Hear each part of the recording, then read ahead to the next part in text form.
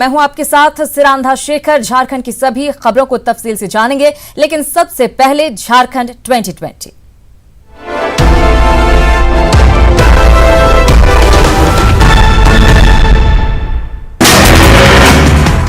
गुमला के ग्रामीण इलाकों से मासूम बच्चियों को बहला फुसलाकर दिल्ली जैसे बड़े शहरों में बेचने का मामले का खुलासा हुआ है। इस आरोप में एक महिला और एक पुरुष को पुलिस ने गिरफ्तार किया। दोनों मानव तस्करों से मिली जानकारी के बाद पुलिस छानबीन में जुट गई है।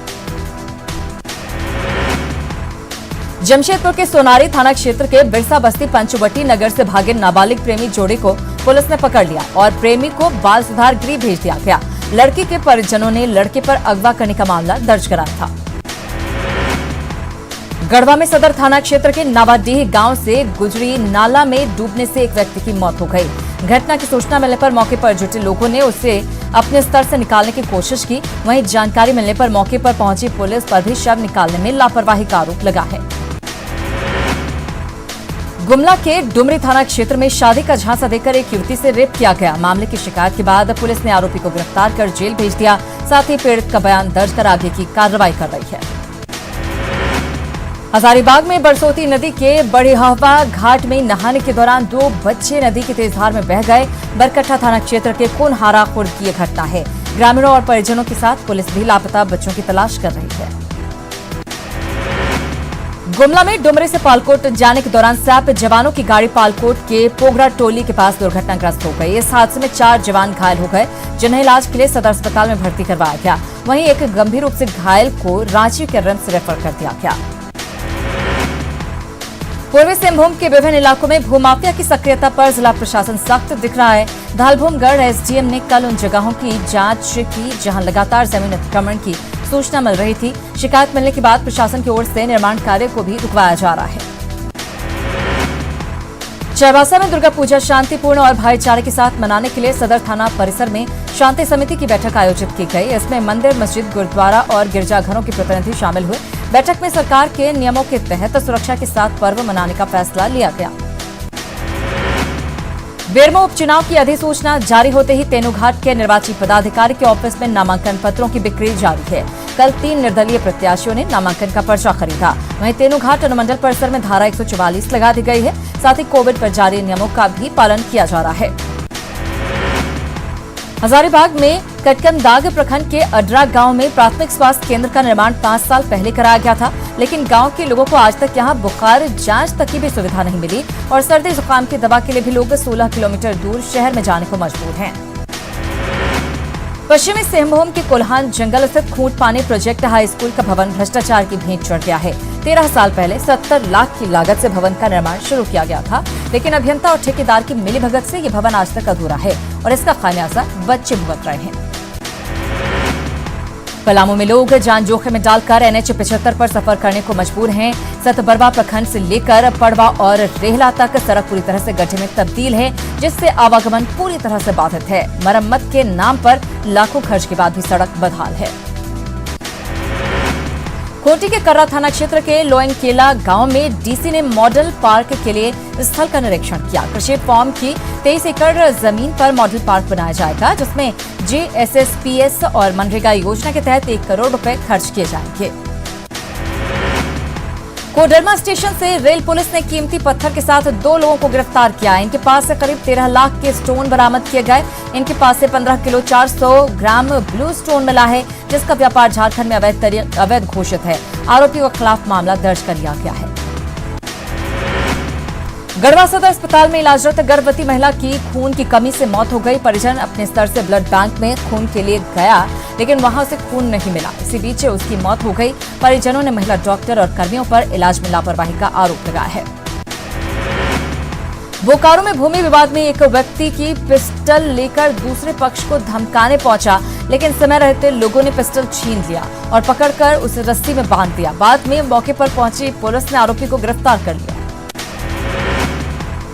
गोड्डा में रौतारा चौक पर एक चाय की दुकान से 20 शीशी प्रतिबंधित कफ सिरप बरामद किया गया। नशे की लत में युवाओं के आपराधिक घटना में शामिल होने पर एसपी ने चिंता जताई है और युवाओं के परिजनों से उन्हें सही रास्ते पर आने के लिए प्रेरित करने की अपील की है। जल संरक्षण को लेकर चलाए जा रहे जन शक्ति से जल शक्ति आंदोलन से अब खूंटी जिला जुड़ता जा रहा है। सेवा वेलफेयर सोसाइटी के साथ ग्राम प्रधान के प्रयास और ग्रामीणों के समर्थन के बल पर बोरी बांध का निर्माण किया गया। इस काम में पत्थलगड़ी समर्थकों का सहयोग भी मिला। बोरी बांध बनने के बाद अब बड़े पैमाने पर खेती करने की योजना बना रहे हैं। जमशेदपुर में एक निजी संस्था ने एक्सएलआरआई के साथ मिलकर बिष्टुपुर के स्लम एरिया में गरीब बच्चों को पढ़ाया। संस्था की ओर से बच्चों के बीच पठन सामग्रियों का मुफ्त में वितरण भी किया गया। इस दौरान आयोजित पेंटिंग कंपटीशन में अच्छा प्रदर्शन करने वाले बच्चों को पुरस्कृत भी किया गया। गढ़वा में रंका प्रखंड के हीरामन ने विलुप्त हो रहे कोरवा भाषा के शब्दों को एकत्रित कर एक किताब की शक्ल दी है। आज के दौर में कोरवा भाषा को कोरवा समाज के लोग ही भूल रहे हैं। ऐसे में भाषा को संरक्षित और समृद्ध करने की उनकी मुहिम रंग लाई।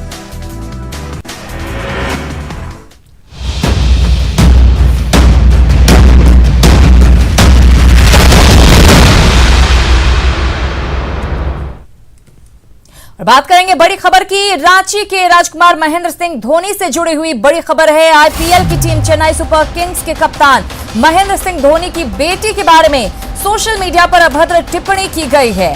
वहीं उसे धमकी भी दी गई है। इस धमकी के बाद रांची पुलिस की ओर से धोनी के रांची स्थित दोनों घरों की सुरक्षा बढ़ा दी गई है। सिमलिया स्थित आवास पर स्टैटिक फोर्स की तैनाती की गई है, तो वहीं गश्ती को भी बढ़ा दिया गया है। धोनी के आवास का जायजा लिया न्यूज 18 संवाददाता ओम प्रकाश ने।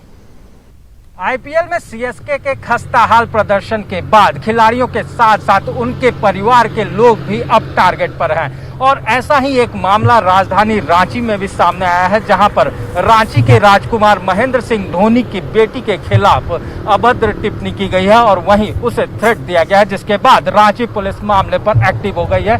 फिलहाल धोनी के घर की सुरक्षा को बढ़ा दिया गया है और तमाम जो एहतियात हैं वो बरता जा रहा है। ग्रामीण एसपी के अनुसार जो स्टैटिक टीम है उसकी प्रतिनियुक्ति की गई है, वहीं पर पेट्रोलिंग की भी व्यवस्था की गई है। इसके साथ तकनीकी सेल भी एक्टिव हो गया है और मामले में जो भी आरोपी हैं उन तक पहुंचने की भरपूर कोशिश की जा रही है। पुलिस का दावा है कि जल्द ही अपराधी जो हैं वो पुलिस की गिरफ्त में होंगे और मामले को लेकर तमाम तरह की छानबीन जो है वो शुरू कर दी गई है। हालांकि आपको ये भी बताना चाहेंगे कि पुलिस को अब तक धोनी या उनके परिवार की तरफ से कोई लिखित आवेदन नहीं मिला है, लेकिन पुलिस स्वतः मामले पर संज्ञान लेते हुए पूरे मामले की तफ्तीश में जुट चुकी है। कैमरामैन सहनवाज के साथ ओम प्रकाश, न्यूज 18 रांची।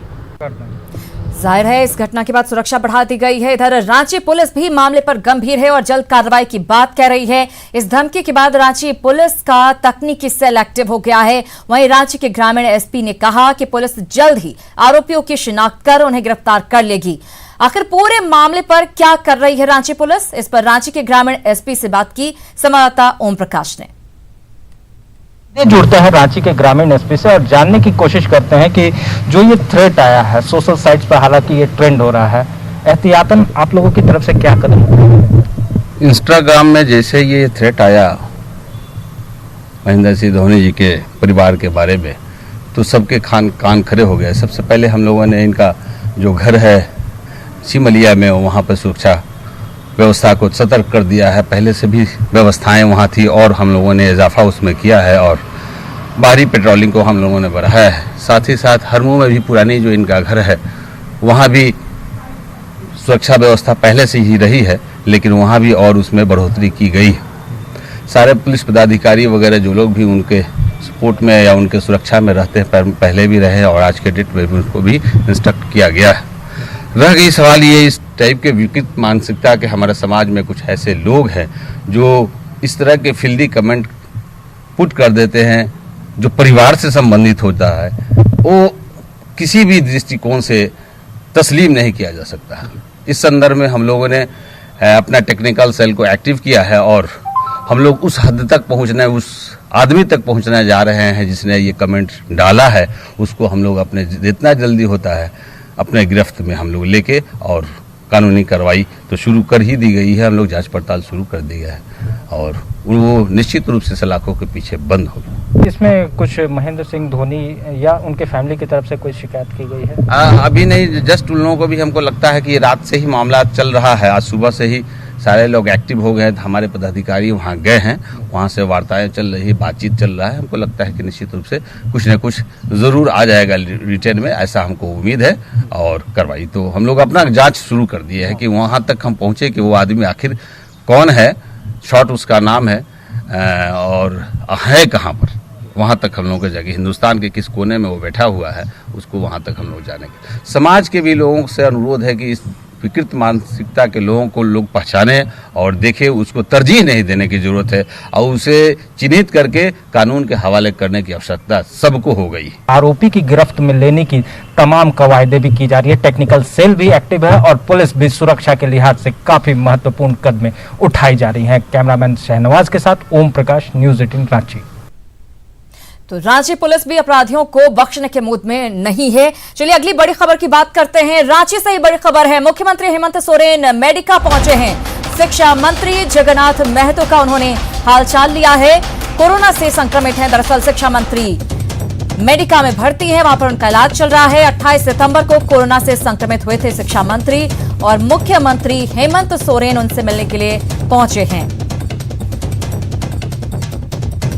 तस्वीरें भी आपको दिखा रहे हैं, मेडिका में इलाज चल रहा है शिक्षा मंत्री जगन्नाथ महतो का और 28 सितंबर से वो यहां पर भर्ती हैं। लगातार डॉक्टरों की कोशिश यही कि उन्हें स्वस्थ किया जा सके, वो जल्द से जल्द ठीक हो सके। कोरोना से संक्रमित हैं जगन्नाथ महतो, मुख्यमंत्री उनसे मिलने के लिए पहुंचे हैं।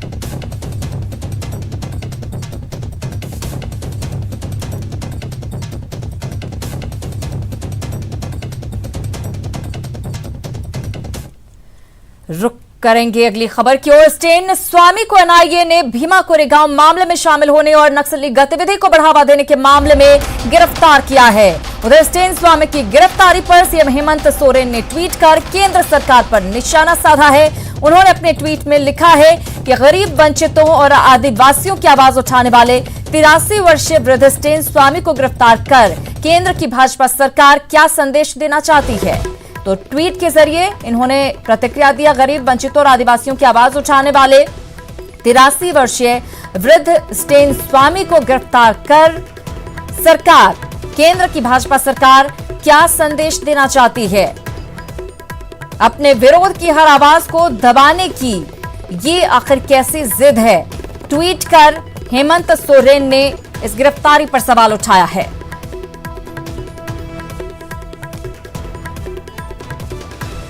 हम आपको बता दें कि भीमा कोरेगांव मामले में स्टेन स्वामी को गिरफ्तार किया गया है और इसी को लेकर अब सियासत तेज है।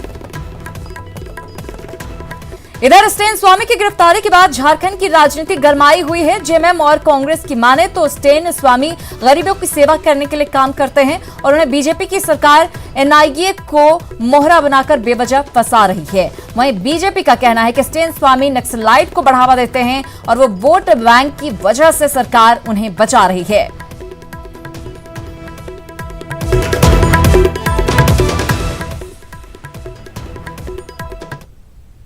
लगता है कि कहीं न कहीं केंद्र सरकार के द्वारा गाइडेड ये संस्था है और पूर्वाग्रह से ग्रसित है। कुछ मामले हैं, सरकार, केंद्र सरकार चाहती है कि ऐसे व्यक्तियों की आवाज को कुंद करें, उनको रोकें और इसी इंटेंशन के तहत उनको परेशान किया जा रहा है। अर्बन नक्सलवाद के नाम पर ये कई जो थिंकर लोग हैं, जो चिंतक हैं, उनको गिरफ्तार करने का काम करते हैं।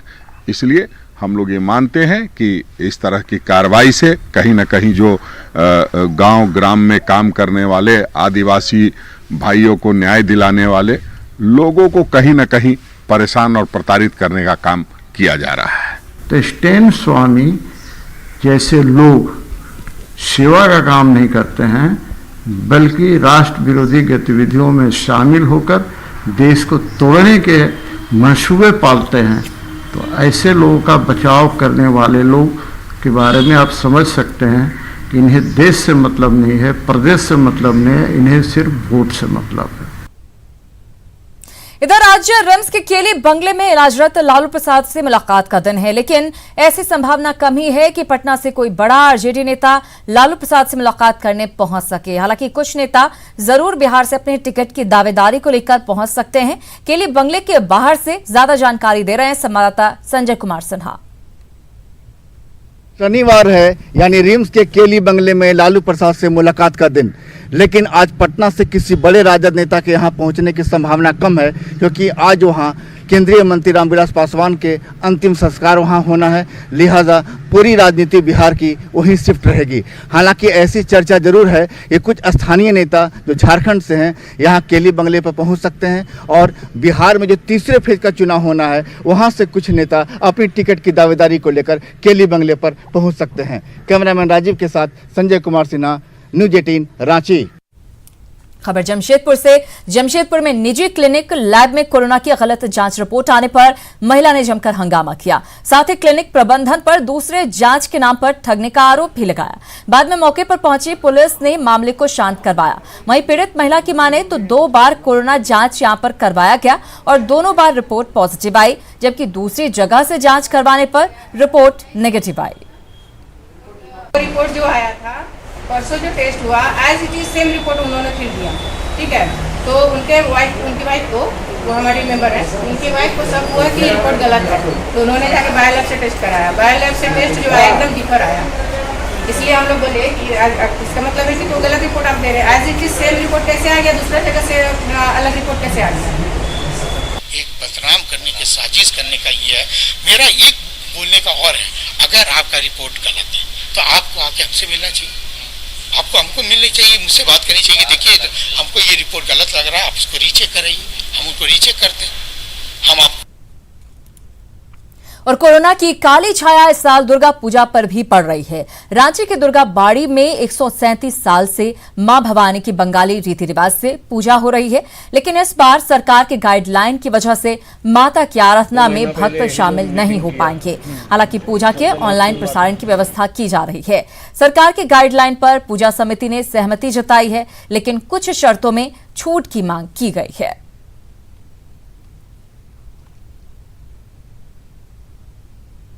3 भवानी का मूर्ति का विसर्जन हो पाएगा। आप देखिएगा गणेश जी, लक्ष्मी जी, कार्तिक जी, मां सरस्वती, राक्षस, शेर, कहीं न कहीं 8 चीज के लिए 3 आदमी कैसे कर लेगा विसर्जन? तो एक उन लोग का वहां पर अब क्या सोच के उन लोग किए हैं। दूसरा चीज है, जिस तरीका से चारों तरफ से घेरा रहेगा, तो भैया घेरा रहेगा तो पूजा बंद करा दो। भाई जो पूजा करने वाले हैं या दर्शनार्थी हैं या जो भी लोग रहेंगे, मां भवानी का दर्शन तो करेंगे ना। और कोरोना की मार से हॉलीवुड के गीत संगीत का बाजार भी बुरी तरह से प्रभावित है। न्यूज 18 से खास बातचीत में हॉलीवुड के दर्द को राज्य के उभरते गायक सक्षम तिवारी ने अपनी आवाज के जरिए बयां किया। सक्षम तिवारी से बात की हमारे सहयोगी संजय कुमार सिन्हा ने। इस बार शारदीय नवरात्र में दुर्गा पूजा में भक्ति गीत नहीं बजेंगे, लिहाजा जो हॉलीवुड की तैयारी थी भक्ति गीत एल्बम को लेकर, सारी तैयारी धरी की धरी रह गई। हमारे साथ इस समय हॉलीवुड के उभरते गायक नन्हे सक्षम तिवारी हैं, जो अपने बात को रखेंगे कि आखिर वो क्या महसूस कर रहे हैं इस बार शारदीय नवरात्र में। सक्षम, एक बार फिर आपकी तैयारी धरी की धरी रह गई। जी हाँ, और मेरे मन में जो दर्द है वो मैं इस बार अपने गाने के माध्यम से आप सभी तक पहुंचाना चाहता हूँ। कैसे के होई माई असुनमी में पूजनवा, कैसे के होई माई असुनमी में पूजनवा, बड़ा दुख देले बाटे देश में कोरोनावा, बड़ा दुख देले बाटे देश में कोरोनावा, कितना सेवा कन के लेलस माई जानवा, कितना सेवा कन के लेलस माई जानवा, बड़ा दुख देले बाटे देश में कोरोनावा। श्रावण मास में भी भोले बाबा को लेकर गीत बनाई थी, वो भी एक बार हम चाहेंगे आप दर्शकों को, न्यूज 18 के दर्शकों को सुनाएं। भोले बाबा हो कोरोना बीमारी जान मारे। हे देवों के देव महादेव विपदा हरि भोलेनाथ, कृपा करी बाबा जान बचाई, हे नाथों के नाथ। फैलल बा महामारी बाबा, संकट पड़ल बा भारी बाबा, इंसान भइल बलाचार। भोले बाबा हो कोरोना बीमारी जान मारे। सक्षम के इस आवाज और दर्द को भगवान भोलेनाथ और माँ जगदम्बे जरूर सुनेंगी और जो तमाम लोगों के दुख दर्द हो और कोरोना के रूप में जो कोरोना सुर आया है उसका भी नाश करेंगी। कैमरामैन राजीव के साथ संजय कुमार सिन्हा, न्यूज़ 18।